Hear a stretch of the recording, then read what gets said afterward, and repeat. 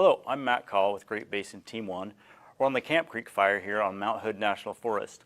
This is the Bull Run watershed, We're going to talk about what we're doing today. So it's September 1st, and our acreage has changed to 1,896 acres, which went down. We had that change because we had a little bit more accurate fire mapping. So we got an infrared fire flight, and that just changes. So sometimes that flexes. The good thing is we haven't had a huge amount of growth, so we're pretty happy about that.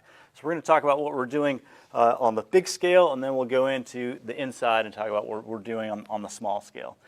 So large picture, we have what we call a structure protection group specialist. He's looking at all of the structures and all of the man-made assets that we have, the power lines, all of the homes through here, and the facility in the watershed. And his job has been to provide protection, provide plans in case the fire gets to a point where we need to take action. So he's continuing that process. We feel pretty comfortable where we're at now. We're not going to take any more action as far as doing any more site preparation farther out, but we're going to make sure our plans are really detailed. In this vicinity, we have a contingency group person, and what they're doing today is they're protecting the communications tower here up at Brightwood. There's at least 3 different sites that provide critical communications, cell phone towers, and 911 communication.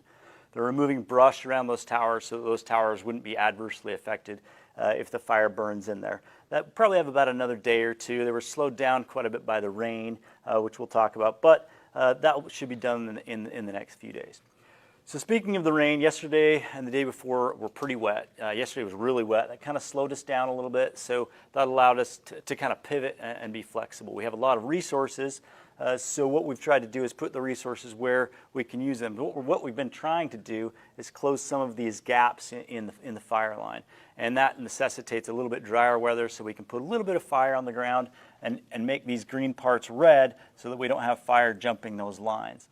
So because we can't do that, we're moving resources out here into these roads. So we have heavy equipment, we have crews, and they're opening these roads up, the 1211, the 12, the 1210. So we have the potential to use those as fire lines if the fire should progress outside. We don't expect it to, but we like to have secondary plans and tertiary plans just in case. Like I talked about yesterday, we like those layers of plans.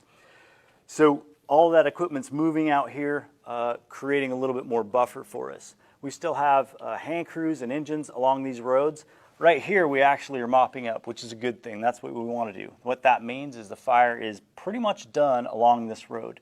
So you're going to start to see some containment percentages go up tomorrow, which we're really happy about. So they're mopping that up, and then we're going to continue to bring fire along this just a little bit at a time as it allows so we can close this gap. What we want is we want to make sure that we're controlling the fire where it's unburned so it doesn't get in the trees. If it gets in the trees, it spots over the line, and then that's where we have problems. The same process is happening down here on the 14 road. We're just a few days behind. We have a little bit of fire against the road, but we'll be slowly bringing that fire up closer to that road because that road is protected. It's wide, and we have plumbing on it, we have hose, so we can slow the fire down, we can get the fire on the ground where we want it. There's a little bit of hand line here, so what that is just a hand crew cut a trail through the forest.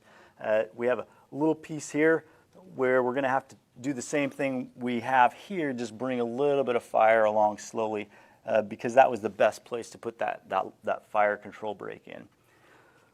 Where are we at? Right here we have, where this is black, we have some mixed lines. We have some dozers and some heavy equipment as well as some hand crews. They've removed the fuel, and what's different about this is there's no road. So we found an opportunity because the fire's kind of slowed down. We're actually going direct. So we're right against the fire edge, which is really great. That means we have less acreage consumed by the fire, and we're able to go right up against it. We're probably a couple days out there, so what we'll do is cut that fire line, open the fuels up, and then put some hose in and start putting the fire out. That will continue to this road. You can't see it, but the road continues through this piece of red here, and then we'll do that same shortcut somewhere in here. We're trying to find the best spot. That's going to take a couple of days to find that spot, and then it'll probably take a few more days to put that in. Because we're a few days out and we have need for a lot of heavy equipment and we're kind of in stages, we have a bunch of bunch of dozers and a bunch of heavy machinery, and it's kind of sitting right here. So you might see that. What that is, we call that staging, and it's just kind of sitting there waiting for when we can launch it and have need for it. Because it's taking 3-4 days to get equipment for fires, we've kind of stacked the deck in our favor. Things slow down a little bit because of the rain. So just because it's not working doesn't mean we're not going to put it to work soon. We just like to have a few more things than we might need, and as soon as we have the opportunity, we'll insert those vehicles and those machines to get that work done. So tomorrow we should have a little bit of black on the map and a little bit of percentage containment. We're really looking forward to that, and we'll talk to you tomorrow.